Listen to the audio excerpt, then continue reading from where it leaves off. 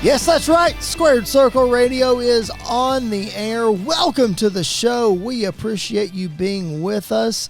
The show that is for the fans, by the fans. I'm your phenomenal host, Mr. Podcasting Chris Belcher. That is the young buck, Mr. Andy York. And Andy, it is a loaded show. There is a whole lot to talk about. Maybe some Oscars that we're handing out in the WWE. I don't know, man. I think that's a great way to put it. Is we're handing out some honorable awards. Okay, there we go. Squared Circle. I think it's a good way to put it. Oh, there we go. I love it, man. I love it. Thank you guys so much for joining us. If it's your first time, welcome to the show. Make sure you're subscribed to the channel. If you haven't already, like the video on the YouTube channel. And then if you are listening on podcast, just make sure you're following on whatever platform that you're on. If you've been with us for a while, listen, you have been part of a huge rise this week. We have hit 200 subscribers on our YouTube channel. Thank you, thank you, thank you. We appreciate that so much. Let's keep that number climbing. Again, we say it all the time. Might not sound like a whole lot to everybody else, but it means so much to Andy and I. We appreciate you so much. Just make sure you keep the channel growing, keep the viewership up, and tell a friend. And again, make sure you're subscribed. That means a whole lot to us. All right, Andy, as I was researching for the show this week, I did not realize how big of a date in history that September 22nd is. So what we're going to do this week in wrestling history, we're going to look back at September the 22nd. Now, what is that day, you might ask, if you're checking us out? September 22nd, 1996. Let's start there. In Your House Mind Games. A one-off match. We didn't see this match very often, Andy. The one time that we saw it, it stole the show. Shawn Michaels defended the WWF Championship against Mankind in just a wild match, man. I know you've gone back and watched this. This is really the match, I don't want to say that put Shawn Michaels on the map during that run in 1996, but it's the one that turned people's heads, man, because it was a match unlike anything he had ever had before. Yeah, it just showed, both of these guys at the top of their game. Like, both of these guys were, for early steps, but getting to that first ballot Hall of Famer that they both are. Mm-hmm. Obviously, being the hardcore wrestling fan that I am, Mick Foley is the legend, almost of all legends, maybe outside of a couple of people. But just seeing him, not only show kind of a different side of him, but also like, I can do this wrestling thing too. Like I'm pretty good with the bell rings between the ropes, and Shawn Michaels obviously is one of the greatest, if not the greatest of all time, depending on who you're talking to other than Chris. Hey. I think it just, it shows that they both were just going to dominate in their respective fields for their entire run in professional wrestling. I think you just made a great point, man. It was like this match showed that Mankind, that Mick Foley could get in there and wrestle. And then at the same time, it showed Shawn Michaels can be hardcore. So it showed both sides of both of them. It was super cool. It's a travesty, man, that I think the only other time that we saw this match, I think they had a one-off singles match on Monday Night Raw in 97. And then that led to the tag match. It was Undertaker and Mankind versus Shawn Michaels and Triple H. The night DX was formed, the original DX. Shawn bashed the Undertaker over the head with a chair. So that was a wild tag match. So these two never really hooked it up, which is a shame, man, because this was so good. And people look back on this so fondly. When you think of Shawn Michaels, you don't think of Mick Foley as a great opponent, and then vice versa. But these two clicked really well. Yeah, I mean, it's crazy how sometimes that kind of falls in. Like, you get these random tidbits of, like, people who were in the company at the same time more than once, and they just never really locked up again, or they never really wrestled again, or never wrestled at all. Yeah. I think it is crazy. And, I think it just shows how this match just showed how versatile both guys were. Yep. But obviously, like, as time goes on, Mick Foley would lean into the hardcore stuff even more. and Shawn Michaels would lean into the in-ring, nobody's going to touch me. Yeah. And I think that they just went on two separate paths that never really brought them back together in any way. Because, I mean, when you think of both of them, you think like their top rivals are like Triple H and Undertaker, but they never linked back together to each other, which is wild. I think an interesting comparison to that is The Rock and The Undertaker. That rivalry, that match only happened like once or twice. I mean, we saw The Undertaker and The Rock at WrestleMania 40, but that match only happened once or twice. You have great opponents like Steve Austin, like Shawn Michaels, and like all of these things, and those two just never, it never worked out. So or John Cena and The Undertaker. Like, I know they wrestled at WrestleMania 34, but it wasn't a match. Yep. Like, it was a match, but it wasn't the match that we were expecting it to be. So they never really locked up together either, which is crazy. It's very interesting to look at all the big superstars that never really had big rivalries. So In Your House Mind Games is most known for Shawn Michaels versus Mick Foley, but it's also very known for the night that the working relationship between the WWF and ECW came to light, yet nobody knew it. This event was in Philadelphia. Obviously, it's the home of ECW. ECW had a front row seat to the show. Guys like Tommy Dreamer and Sandman, and those guys were out there. And Paul Heyman and Vince were working together, but they didn't smart anybody up. So it ended up going exactly how you would think it would go. But, Andy, it's fascinating to me how Vince McMahon was able to financially assist ECW and just how nobody knew about it. Like, it's so crazy how they kept that in the dark. Yeah, it's great. I mean, it's a different world completely than what we live in today, where it's very hard to keep things secret in wrestling. But when things are kept a secret, it makes the impact even more special. But you didn't have, a lot of the backstage stuff being leaked around during that time period. And you're right. It is crazy that he was able to do that. It's just, we saw how the relationship kind of ended at the same time, and it did not end. It did not end that great either. So it may not have been for the best decision in the first place. Hey, but everybody benefited from it. You look at guys like RVD. Like, RVD was an immediate superstar when he came over. He even had a short little world title run. One of the most popular wrestlers on the roster. And you have ECW to thank for that. Yeah, absolutely. And, I mean, you can throw Dreamer in there and the Dudleys in a way. Taz. Dudleys, of course. Yeah, and Taz. Yeah, so, it worked out for most. It did. Well, let me tell you something else that it worked out for. And I'm not talking about the WWF and ECW relationship. I'm talking about 1 year later. So that was September 22nd, 1996. Let's go to September 22nd, 1997. The Monday Night Wars are in full swing.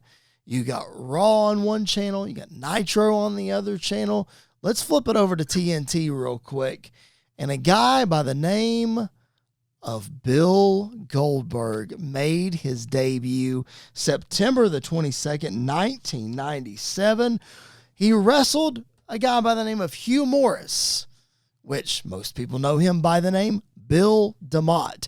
Now, before we look at the Monday Night Raw side of this Monday Night War, Andy, what do you remember? I know that you were just a little twinkle there as far as your age when this happened.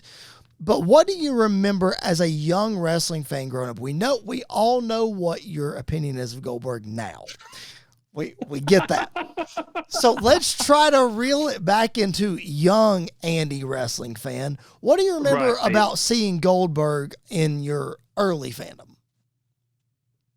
So what's crazy is Goldberg was not one of those guys as a young wrestling fan that his name came up a lot as somebody I should go back and look at. And like, obviously, like Austin and Rock were like top of the list. Even like some of the old Shawn and Taker stuff, Bret Hart, guys like that, Ric Flair, Hogan, those guys. There is no denying that Goldberg was probably the second best or like biggest star in WCW history. Mm-hmm. Maybe third. I mean, it depends on where you put Hogan, I think, in that. Yep. But I think Sting is at number one. Like, Sting's the top of the top. Goldberg's kind of like right behind that. Yep. Goldberg, the impact that Goldberg had in WCW was crazy. And just seeing how fast he took over. Obviously, if you look at it from a in-ring wrestling standpoint, it's not that great. Sure. If you look at the character and the package as a whole, how many times has WWE tried to do the same thing with somebody else and it just has not worked to the level that it did for Goldberg? Yep. It takes somebody who is believable in that part. And even though he may not have been the best in the ring, I believe that as soon as he stepped through those ropes, he might kill somebody. Like, and not like in like a injured them kind of way, but like he's just that big of a dude. He might kill somebody. Well, that's why it's that's why he and Brock Lesnar were such a fierce rivalry, because Brock is the exact same way. Brock is the only one that succeeded in the way that Goldberg did, took the company by storm in such a short amount of time. The difference is Brock had a wrestling background. Brock knew what he was doing. Right. Yeah. Goldberg had a football background. And if you ask Goldberg, and he'll tell you what he used to tell guys before they would take the spear, they would ask him, what's the best way to take it? He would say, tuck your chin and hold on, because he literally would just run through people. And you see it in the times that he flipped people over and all this other stuff. So it was, you see why Bischoff did what he did and put him out there the way that he did. Was it the best business decision? Yeah. Was it the safest decision? Absolutely. No, ask Bret Hart. No. Yeah. Like, honestly, I think the best modern comparison, and I know we're looking at this kind of fresh and they haven't gone through everything yet, but it would be awesome to see this era of Goldberg or like a year or so later versus like right now Braun Breaker. Yeah. It's exactly what it is. I think what they're doing with Braun Breaker is going to get him to that point of a Goldberg or a Lesnar, because we believe it. Like, you watch him spear dudes, and he's not just like, no offense to Edge, who I think has one of the worst spears of all time, but that's a terrible take, but go ahead. He like hugs them and takes them anyways.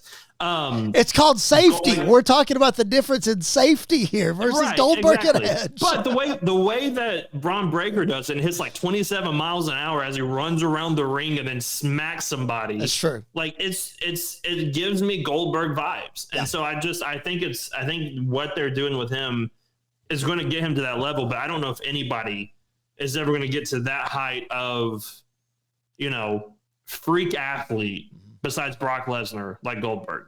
Yeah. Yeah, you're absolutely right on that for sure.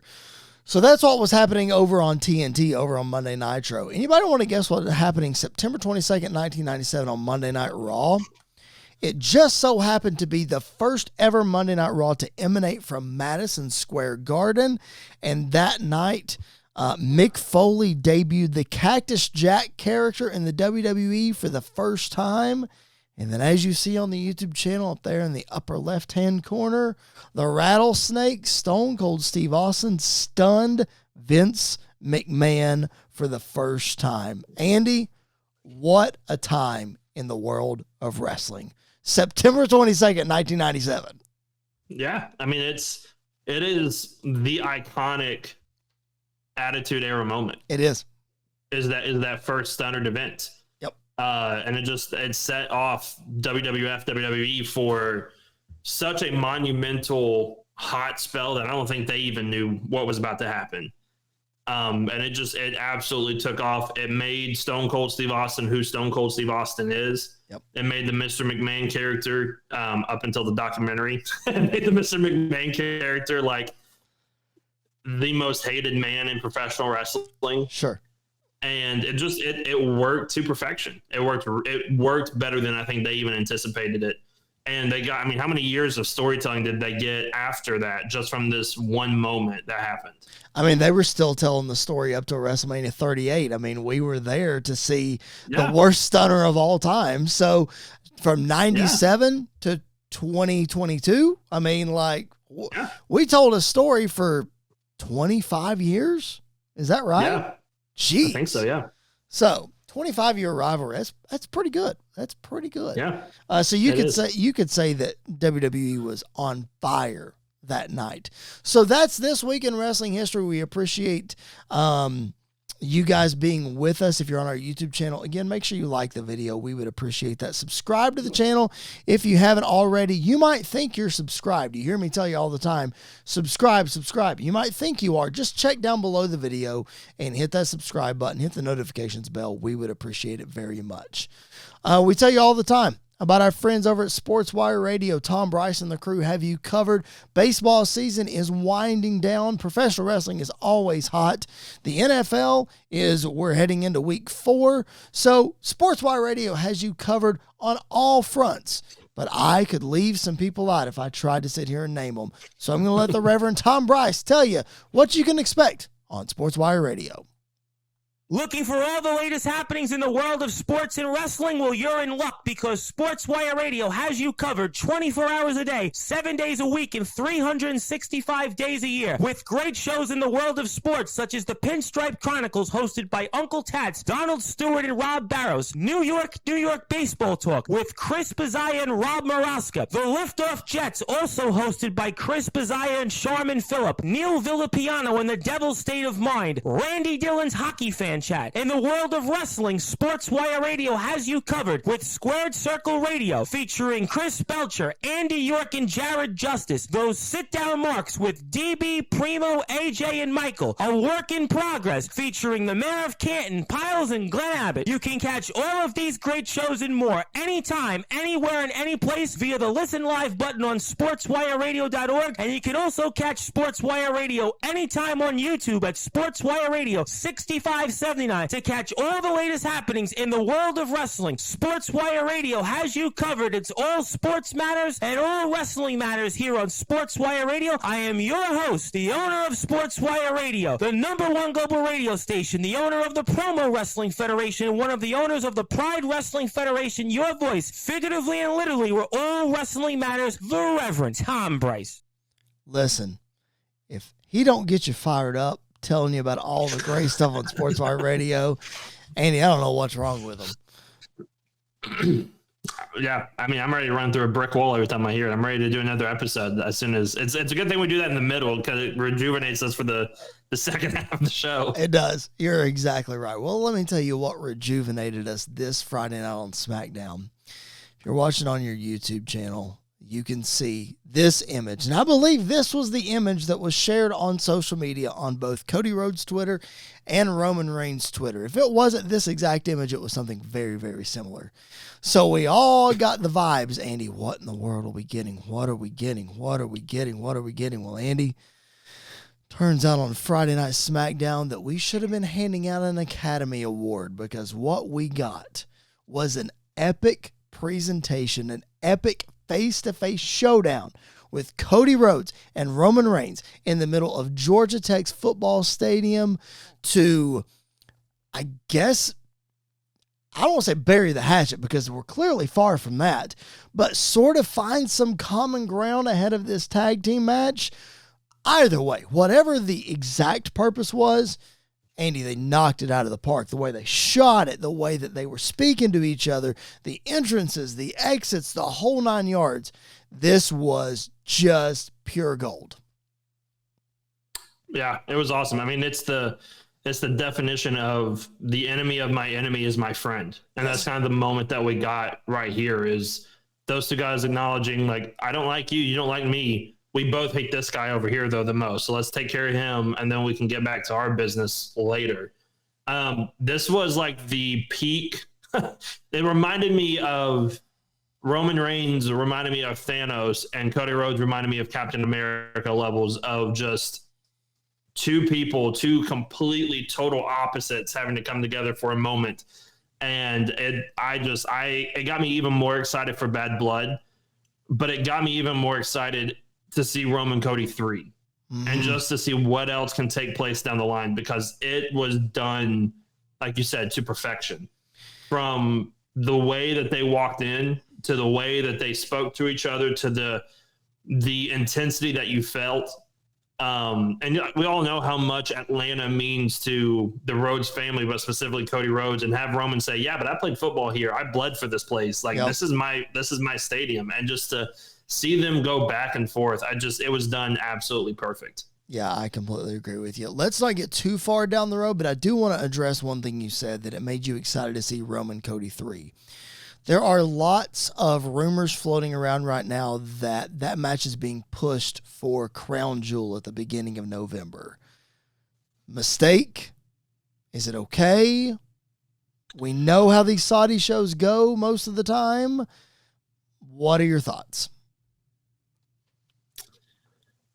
I think if it happens there, that's at the beginning of November. So that's between Bad Blood and War Games. Correct. That could be where Rock shows up.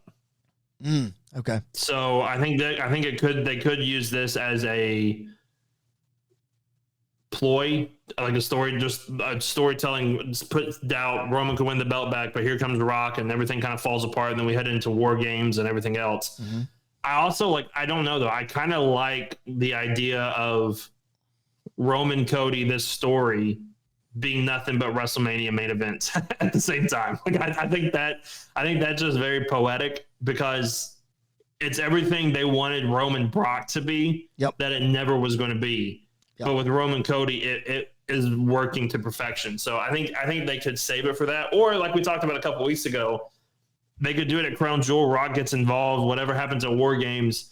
And then at Mania, it's a triple threat between Cody, Roman, and Rock. I think that's a very real possibility right now as well. I think that is honestly the best route to go, is to do a triple threat match at WrestleMania, because, again, you got Roman standing on his own. You got Cody as the babyface, Rock as the heel. I think that's the best direction to go. But I'm like you. I'm really excited for Roman Cody 3. I don't like that it's at Crown Jewel. Maybe if it is at Crown Jewel, it ends in a disqualification because Rock comes back or something like that. I don't know. However, this promo got you excited just for Roman Cody 3.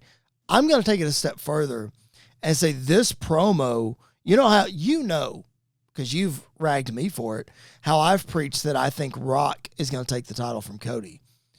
Nope. This promo, Roman's taking the title from Cody. I really think it's going to happen. Just hear me out. Okay, you made the face. What's worse, Roman taking it or Rock taking it?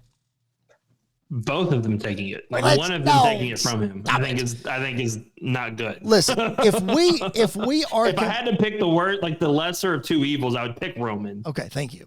But listen, still, if this feud, hear me out.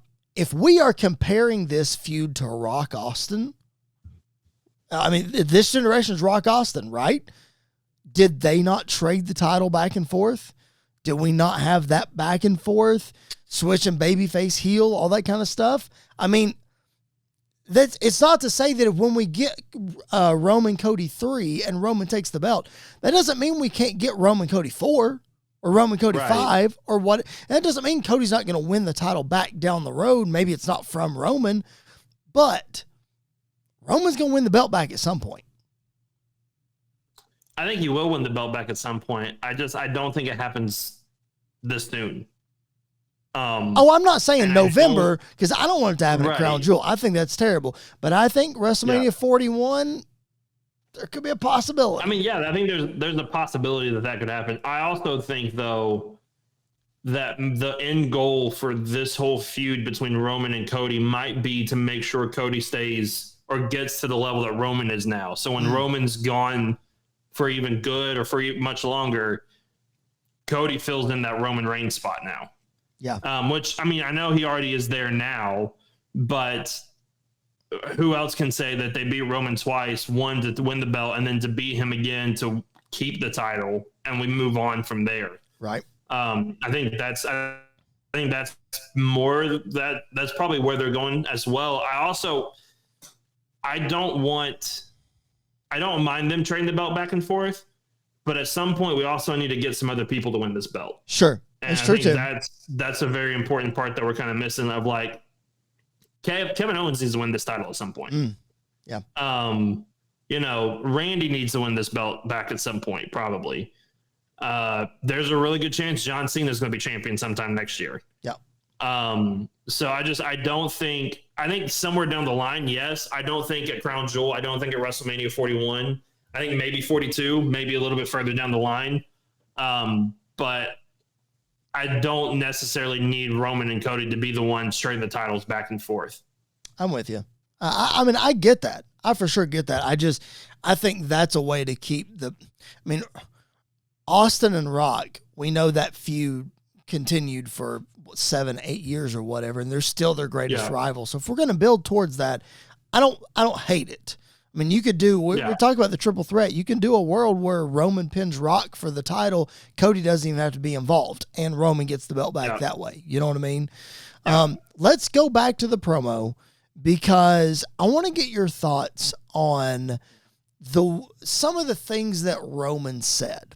Now, they had a very lengthy conversation about this on Busted Open Radio this morning, actually, about just the way that Roman was speaking, and then vice versa, the way that Cody Rhodes was speaking.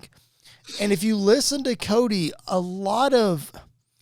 you could interpret it in a couple of different ways. So I want to get your take on the way that both of these guys addressed each other.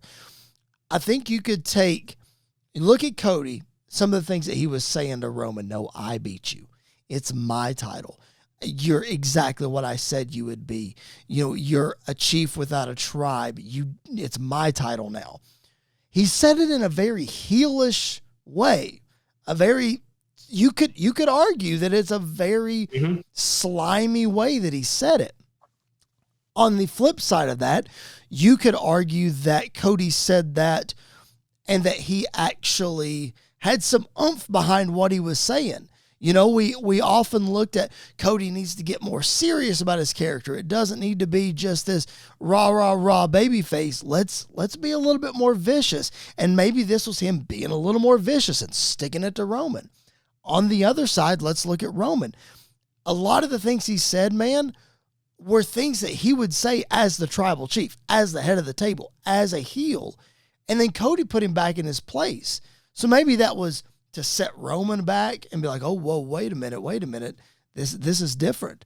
But people are supposed to be cheering Roman now, and he was all excited. So I guess that's one of the confusing things to me, is not necessarily the way that Cody spoke in the whole thing, but every time Roman has been back, he's kicked the ropes and he's yelled to the crowd and he's acted like a big baby face.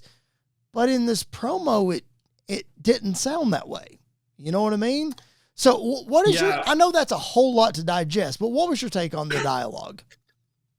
I think when it comes to Cody, I think I can see where it could come off as heelish, but I got more of a sense of, for the first time since he's returned to WWE, when it came to Roman Reigns, he backed up what he said. Yes. And he had proof of it now.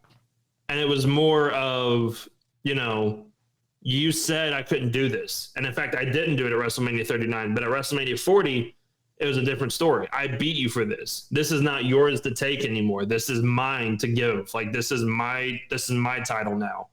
And so I think I lean more towards it was to bring Roman back to reality that he can play the tribal chief part all he wants, but right now he's not a tribal chief. Yeah. Like right now he has no Ulafala. He has no title. He has no Jimmy. He has no wise man. He's a man on his own island. And what is he going to do with that? I think also for Roman, he's been playing to the crowd a lot, and I like it. But also, there was no crowd here. This was him and the guy that took everything from him. Yep. And he still has a lot of hatred for that. And this was him showing that, I think, more than him just trying to play the same part. It was, I'm going to prove to you again who I am. Yep. And you can say I'm not the tribal chief, but everybody knows that I will be at the end of the story. And so that kind of just puts them in two completely different spots than they were a couple months ago in April to where they are now. And it just I think it shows that more than anything else. Yeah, I think you're right. I think it's almost like we're trying a different way to gain sympathy for Roman Reigns. In this, Cody putting him in his place, and Roman's like, oh, wait a minute. I don't have all that. Oh, you did take my time. Oh, you're standing up for yourself. I can't push you over like I could all the way to WrestleMania 39 and all the way to WrestleMania 40. You're a different dude now. And by the end of it, Cody said, Roman, I just need you to have my back. And Roman said, I'll have it. So by the end of it, they found some ground to stand on. Now, it's still shaky ground. It's certainly not solid underneath. There still could be a turn one way or the other at some point. They could come to blows. Right. Probably going to happen. I don't know.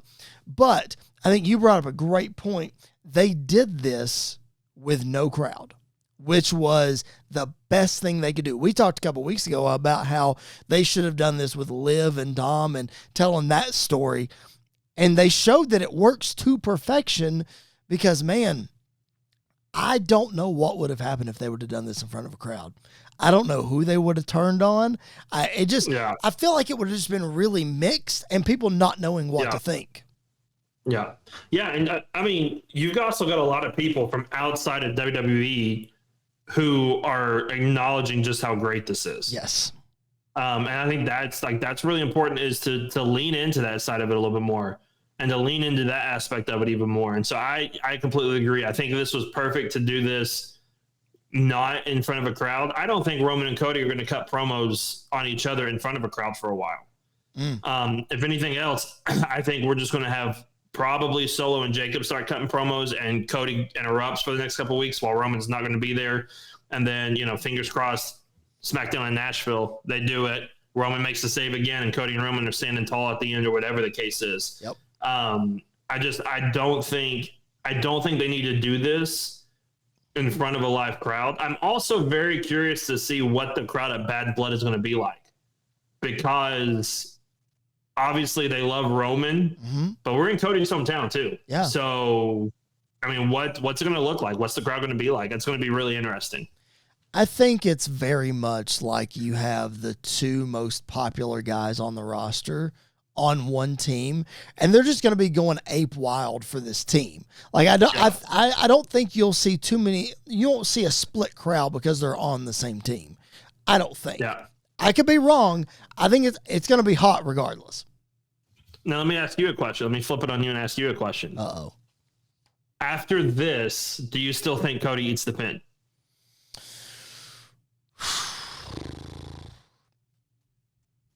I don't know yet. I don't know. Because I don't think he does. And I'll tell you who I think might eat the pin. I think Roman might eat the pin. Really? Okay. I think Jacob Fatu might be the one to pin Roman. Okay. Because I think that could build to that match somewhere down the line. Mm-hmm. But two, this could also be Cody's way of getting out of this bloodline story for a while. And maybe doing something else with Kevin Owens or Randy or whatever the case is. But I think it'd be very interesting to see a vulnerable Roman Reigns. And I think the way he does that is by losing, and probably losing to Solo could pin him, but I think Jacob pinning him would be even more impactful. I mean, you think how many days we went without Roman Reigns eating a pin. Yep. And the first time, and then back-to-back matches. First time that he ate a pin was at Money in the Bank in 2023 to Jey Uso. Right? 2023? Yeah, that's right. 2023 to Jey Uso. And then the next time he eats a pin's at WrestleMania 40. And then for 1,316 days, he has 2 pinfall losses. And then now his first match back, he eats another one? I mean, I like where you're going with that. I'm not saying that I dig it. I just don't know yet, man. Because I think we're at the point with Roman where even if he loses a match like this, it's not going to affect his standing with the crowd. Right.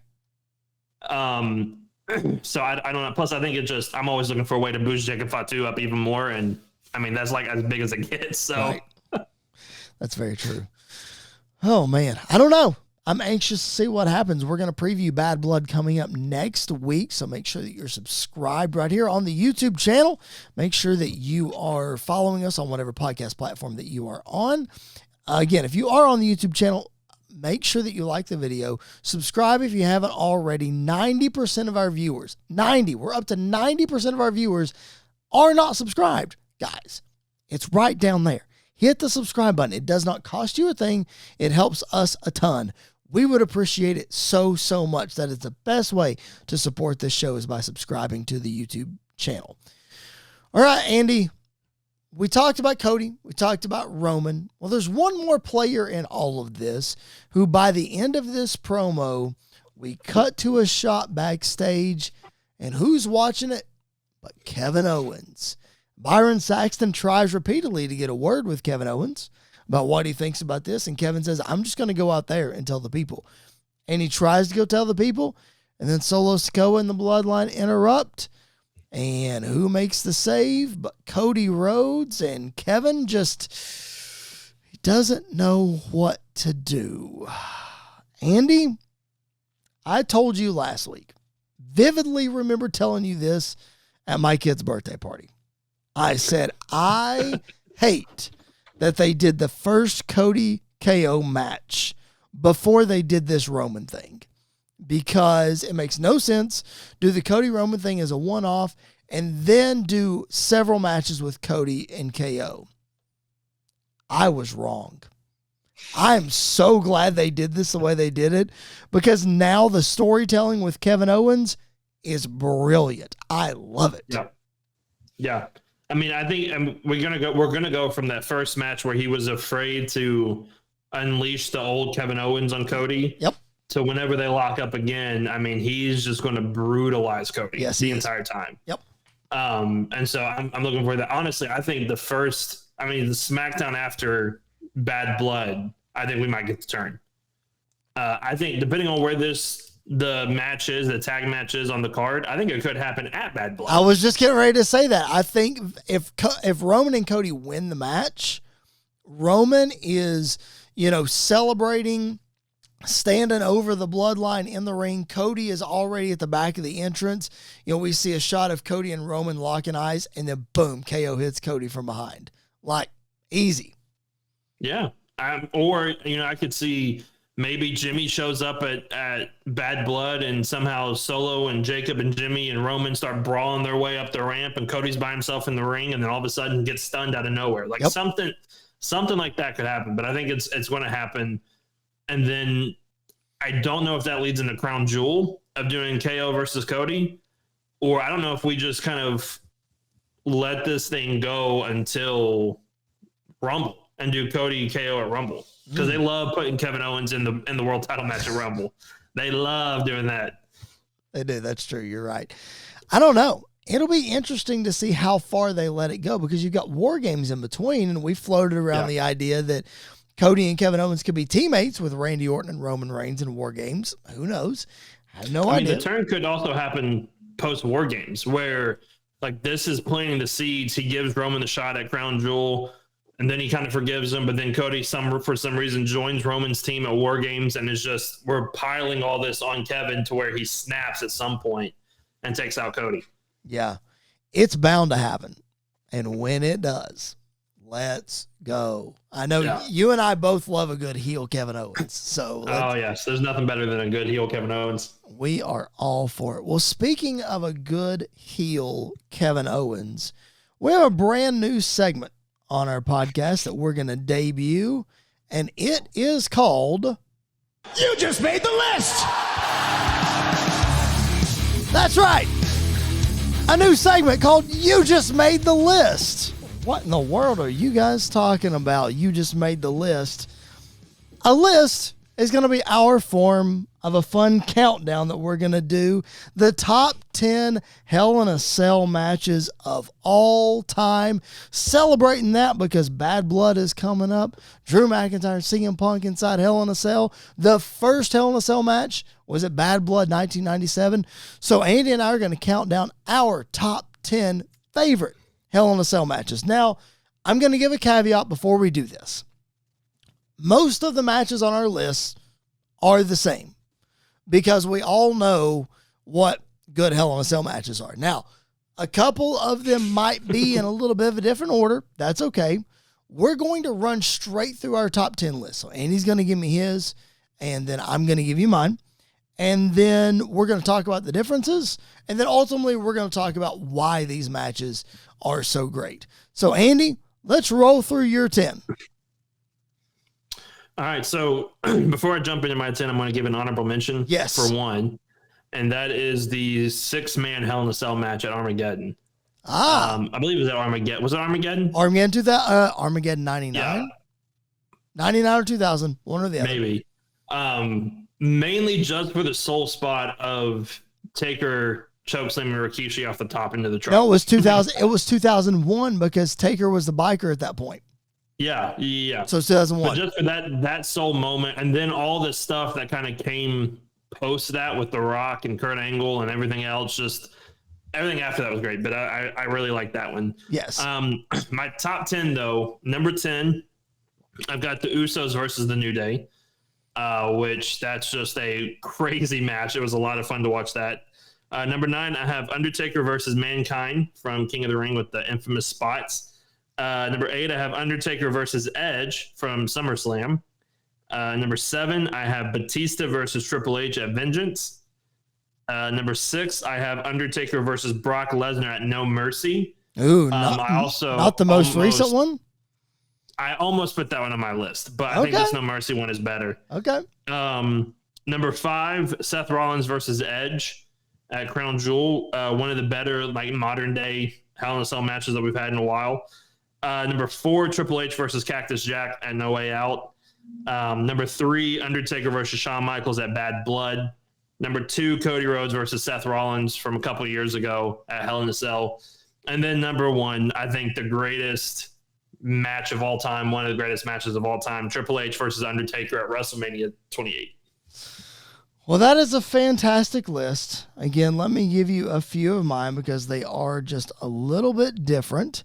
My honorable mention that I'm going to throw out is different than yours, but it is between Becky Lynch and Sasha Banks. 2019, what a fantastic blow-off to their feud.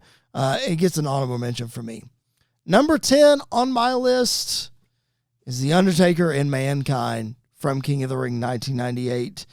And the only reason it's on my list, I don't know if it's the only reason it's on your list, only reason it's on mine is because it has to be. That's about it for me. Number 9 on my list was not featured on yours, and we'll talk about it. It is Roman Reigns versus Jey Uso from 2020, the I Quit Hell in a Cell match that really springboarded Roman Reigns into the character that he is today. Number 8, The Undertaker versus Edge, SummerSlam 2008, the end of this incredible feud. My next match, I wanted to keep climbing, but it only made it as high as 7, and that is the Usos versus the New Day. I really wanted to make it higher, but such a good match. Number 6, Crown Jewel 2021, Edge and Seth Rollins. Number 5, No Way Out 2000, Triple H versus Cactus Jack. Number 4, Cody Rhodes versus Seth Rollins, Hell in a Cell 2022. Number 3 is different than yours. Bad Blood 2004, Shawn Michaels versus Triple H, the end of that feud. Number 2, the first Hell in a Cell match, Shawn Michaels versus The Undertaker, Bad Blood 1997. And our number 1s are the same, Andy. The Undertaker versus Triple H, WrestleMania 28, with Shawn Michaels as the special guest referee. Now, one guy that obviously continues to come up on our list is The Undertaker, of course. I would consider him Mr. Hell in a Cell. Would you agree? Absolutely. I don't think there's not very many people out there who not only have had a lot of Hell in a Cell matches, but also just amazing Hell in a Cell matches at the same time. So I think he is Mr. Hell in a Cell. And you would argue that the match was made for him. You know, that's his gimmick match. Yeah. He has the casket match, and he has this, and he has Buried Alive. So, it just proves The Undertaker is one of the greatest of all time. But that's another. That's another Boneyard. The Boneyard match. Oh my goodness, of course. And there's probably a biker or something. I don't know. Anyway, Well, that's a Probably. conversation for another time. But one guy that we did not expect to pop up on our list so much, we said it before we started recording, is Triple H. I mean, there are a couple of Hell in a Cell matches that he had that didn't make either of our lists. He had one with Kevin Nash. He had one with Chris Jericho, just to name a couple. So he was in a couple tags with Shawn against the McMahons and then against Cody and Ted DiBiase. So he had a lot of Hell in a Cell matches. But you included the Batista match on your countdown. What made that match stick out to you that you wanted to include it? I think that one was kind of just like the blow off to that massive feud that they were having. Yep. And, obviously, like, the whole purpose of it was to elevate Batista to a massive level. And I think through this, they did that. And it was just ruthless and it was brutal. And, I growing up watching wrestling, Hell in a Cell did not mean that much to me because it was just it was a yearly pay-per-view at that point. So, like, okay, we get one of these every year. Now that they're different, like, you go back and look, it's not a match just to have a match. It's like the blow off in the feud. We're done after this. And I think that match with Batista and Triple H fit that mold very well. Yeah, I look at my countdown, man, and let me see, 1, 2, 3, 4, 5 of my 10 matches are blow-offs to a feud inside Hell in a Cell. So it's used the exact right way in those situations. So I completely agree with you.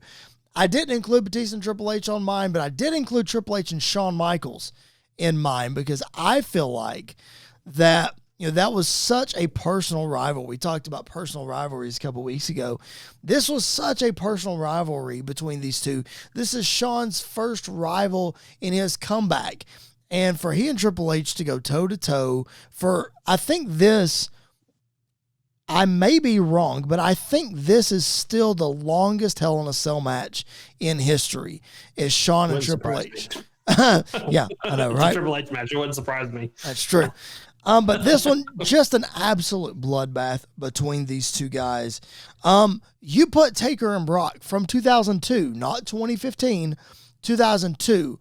What made you bring that one up and have that one on your list? When I think of Undertaker Brock, obviously I think of that feud from post WrestleMania 30 where Taker was just trying to get his revenge on everything. I think of that one first. But if you go back and look at this, like, this was 2002? Yes.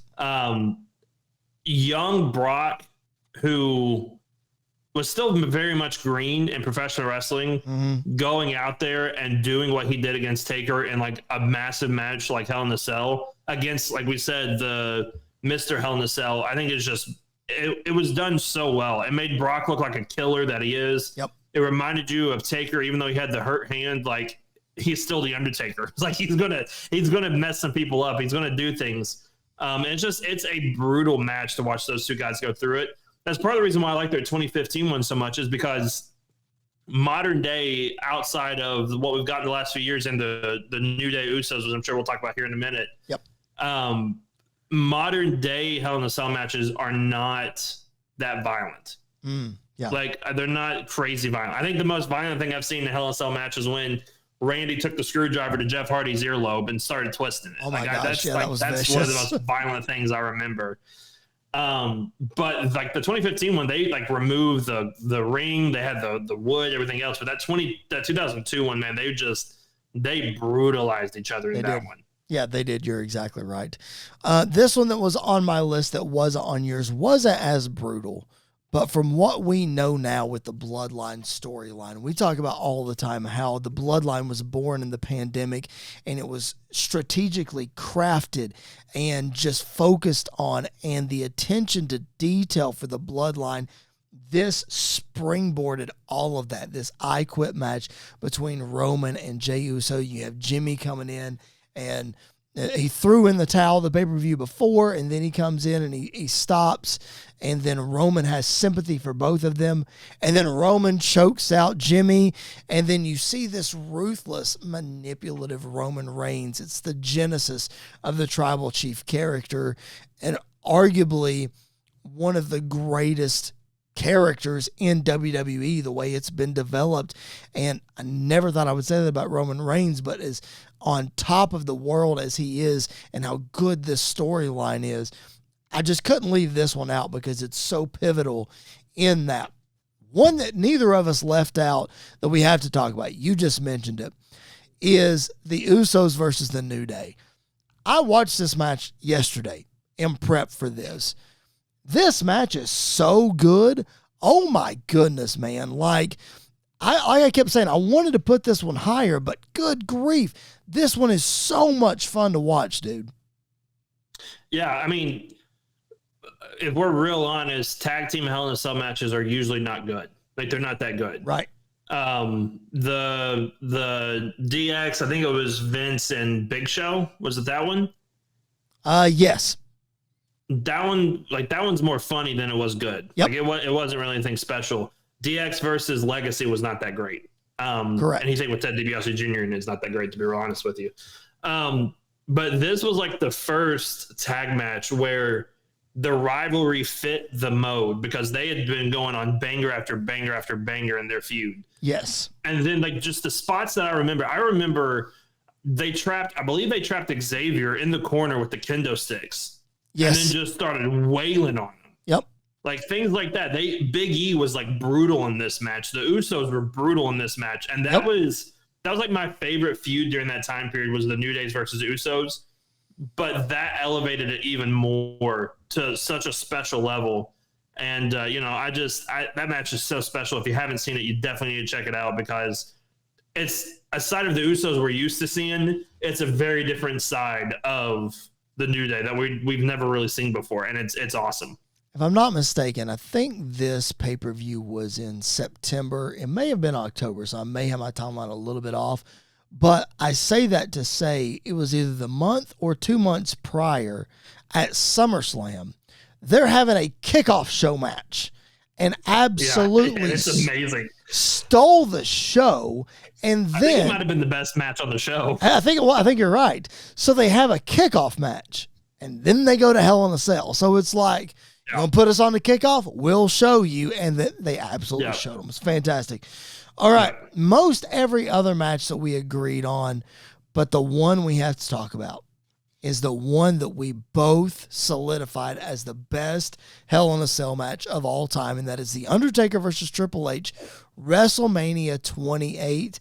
I had a real hard time bumping the first Hell in a Cell match down from my number one spot, but man, just watching the storytelling in this match, and it was good without Shawn Michaels, but putting Shawn Michaels in there just put the whole thing over the top, man.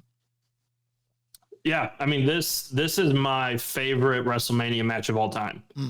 And notice I said favorite, not the greatest. It's my favorite WrestleMania match of all time. It's fine.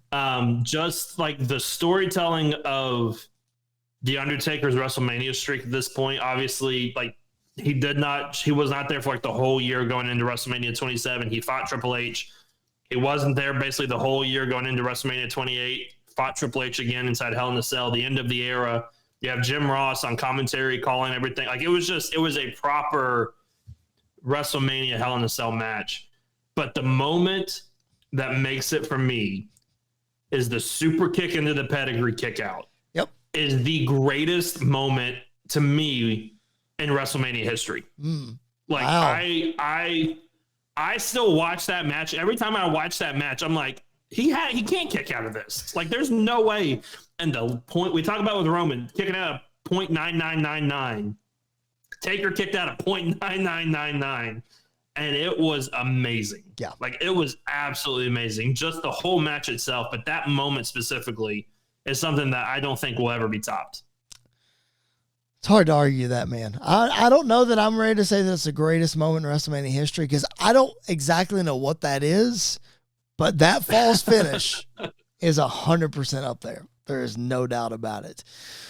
So that's our top 10 Hell in a Cell matches. We appreciate. I got a question for you. Yes, go for it. Yep. I'm throwing this to you at the fly.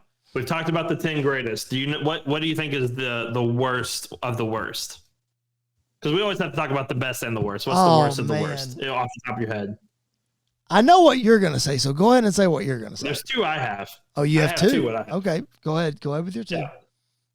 Go ahead with your two. The first one is probably Seth Rollins versus The Fiend. That's what I figured you would say. Yep. That one's horrible. I think the year before was Strowman and Roman. Yes, it was. Where Brock got involved and they DQ'd it, like back-to-back years, man. Those two Hell in a Cell matches were horrible. Yep. Absolutely horrible. Yep. Mine, I don't want to say mine is the worst, but I'm going to rephrase your question and say the most pointless. Bobby Lashley versus Xavier Woods. Went on a random Raw, too. Yes. And then they got the wild hair to bring it back on SmackDown, and that's when they had Roman and Rey Mysterio inside the cell. So you had the Hell in a Cell pay-per-view. The next night on Raw they had another one, and then SmackDown they had another one. Lashley and Xavier, I think, was supposed to happen on the pay-per-view. And then like the week before, they're like, nope, we're doing it next week on Raw. Just kidding, never mind. Yep. And then they did it on Raw. I completely forgot about that. That was rough. Just pointless. So I brought up the good thing in the pandemic with Roman and Jey Uso, and then we revisited the bad. There's a lot of bad. Oh, man, there was a whole lot of bad. But there's a whole lot of good on our YouTube channel. If you're just now checking it out, make sure you're subscribed. If these long-form episodes aren't your cup of tea, we have playlists of everything shortened out into segments. You can check out the old school stuff, the new school stuff, some trivia, pay-per-view previews, recaps, the whole 9 yards, interviews. We got an interview with Byron Saxon on there. Go check all of that out. We would appreciate that so much. Like those videos, get those viewership hours ticking up, and make sure you're subscribed to the channel. We would appreciate that so much. All right, Andy, let's get ready to get out of here on a couple of quick hitters. Over in the world of AEW, Tony Khan cut a promo. I think it was either before or after Dynamite last week. Maybe it was in an interview. I don't exactly know the context, but he alluded to the fact that it seems like a deal's done with Warner Brothers and the AEW is staying in that family. Do you have any other update on that, or what's your thoughts? I don't have an update on it. I think it's good. I mean, anytime that there's wrestling on, it's good. And I think, them being on TBS is important. And so I'm excited they got that. I don't know anymore. It may have been a 5-year deal is what I heard, possibly. Okay. But don't quote me on that because I may be off. But yeah, I'm pretty sure it's something like that. But good for them. They're getting their money. They're staying on TV, and that's really all you can ask for right now. I read a rumor that Rampage may be canceled. And probably a good idea. And that they, yeah, probably. That was my next question. And just stick to Dynamite and Collision and cancel Rampage. Probably a good idea. All right. Speaking of AEW, we talked last week, or I talked on our Friday show, which I'll get to tell you guys about in just a minute, about the Lucha Brothers being basically signed, sealed, and delivered to come into AEW or into WWE. And then it's been reported this week, not so fast. Their contracts are not up with AEW, so they can't sign anything with WWE. Now there's talks of maybe they'll get let out of their contract, or they could add another year onto their contract. Just lots of stuff up in the air, man, about this Lucha Brothers situation. Yeah, I think it's written in the stars that whenever they're done, they're heading to WWE. Right. That would be a great Rumble spot is for both of them, or at least one of them, to be in it. And you can just see it now. Rey Mysterio's in the ring by himself, and then one of them comes out. That'd be wild to see that. I don't remember if you have this on your notes too, but Miro asking for his release. I don't. From AEW but yes, this past week too. Yeah. I don't know why he's been held off of TV for as long as he has been, because the times he was on AEW, he was fantastic. Mm-hmm. So I hope he still wants to wrestle. And, I would love for him to come back to WWE as Rusev and just be, could you imagine if the things they're doing with Bronson Reed and Braun Strowman right now, if you add Rusev to that mix, he's world champion at some point, which he should have been. So I'm very excited to see that if that does happen, just like the Lucha Brothers as well. I would be interested to see if Rusev Miro comes back in. That would definitely be interesting. Another guy that I want to come back in, and I've been begging for him to come back for a long time, especially after he got fired, and especially after that video released on social media today. Of course, I'm talking about Matt Cardona. If you guys have not seen that social media video, go out of your way and check it out.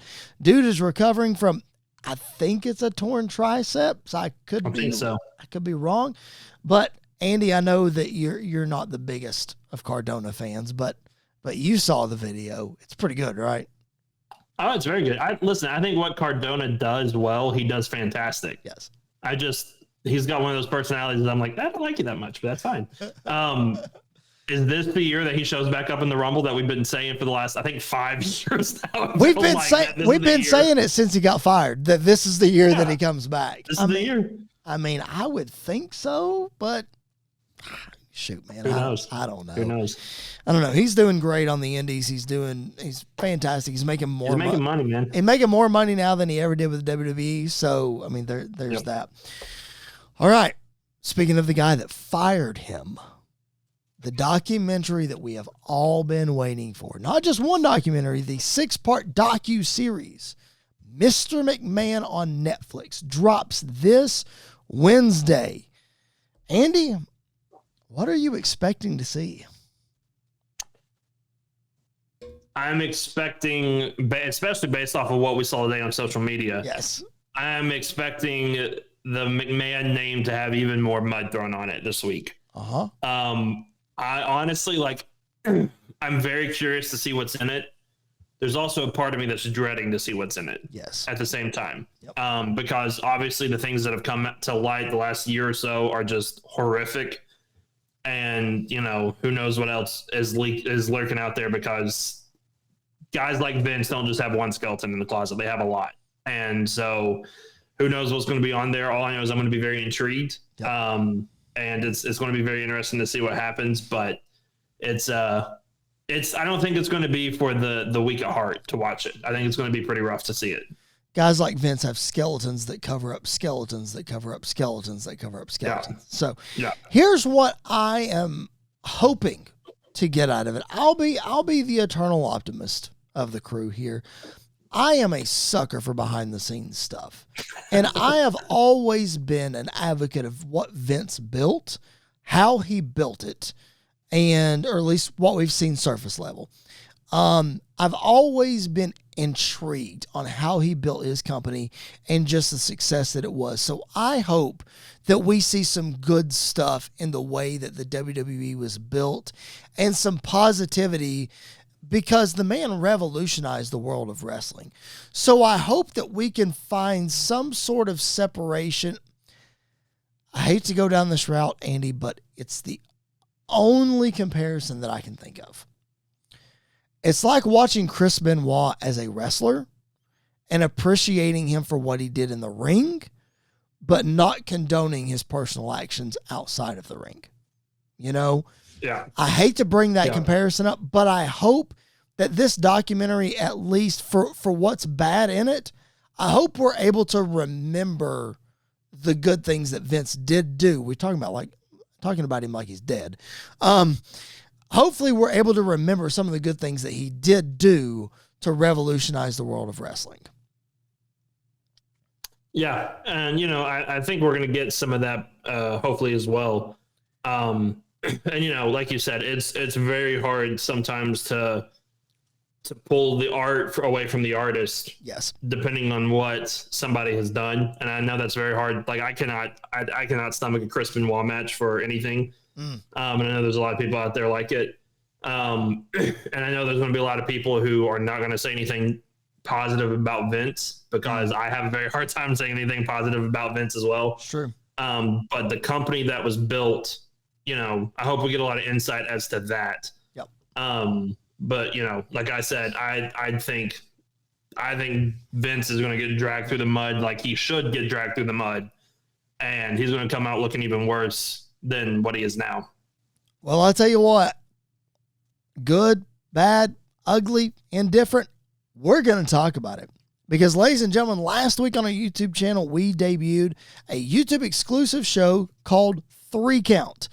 Yours truly hosted that alone, but this week, Andy York will be with me, and we are going to take this episode of 3 Count. Normally, the 3 Count is reserved for the things that we didn't cover in the podcast. So we'll tell you what we liked about wrestling this week, what we didn't like, and what we're still sort of holding out hope for. If this happens, when this happens, that kind of thing. This week on the 3 Count, we're going to break down the Vince McMahon docuseries. So we're going to binge watch it when it comes out this week. And on Friday, we're going to be right here on the YouTube channel to break it down, all 6 parts, the good, the bad, and then that third one we'll sort of just loosely interpret as what we take out of the documentary, I guess. Yeah. Because I think we're going to cover a lot of the both, and that middle ground is going to be really interesting to see what we come up with. It definitely is. All right. That's going to do it for this week's episode. We appreciate you guys being tuned in. Make sure you're following us at SQ_radio on all social media. Make sure you're locked into Sports Wire Radio. That's Sports Wire, sports with a Z, sportswireradio.org. Listen live. All of their NFL coverage, their MLB coverage, their wrestling coverage, their hockey coverage, all the time, 24/7. Go check it out.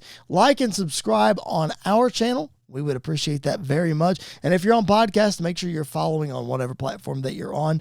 Speaking of podcast, Andy, the MCWF has come to a close. Last Friday, we dropped our season 3 recap.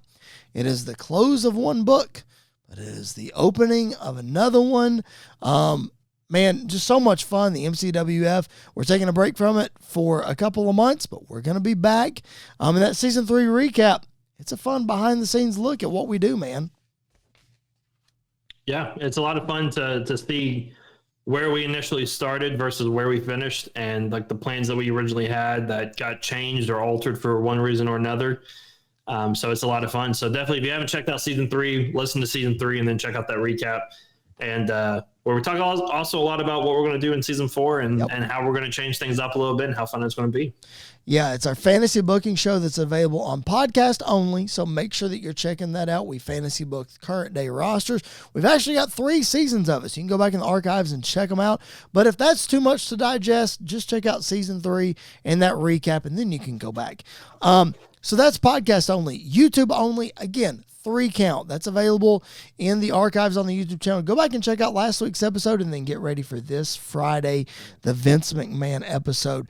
And then next week, Andy, I mentioned it earlier, we're going to preview Bad Blood. It's coming up next Saturday. You've got the big tag match.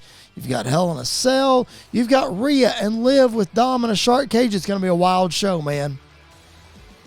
Yeah, and then, obviously that same week, SmackDown's in Nashville, and we're getting a dumpster match as well. Are you kidding me? That's going to be amazing. I told my 5-year-old about that tonight, and he goes, wait, what? I said, yeah, buddy, you're going to see the dumpster match. It's going to be awesome. So we'll talk about SmackDown in Nashville next week as well. Don't go anywhere. Subscribe, like the video. For Andy York, my name is Chris Belcher. This has been Squared Circle Radio. We'll catch you guys down the road.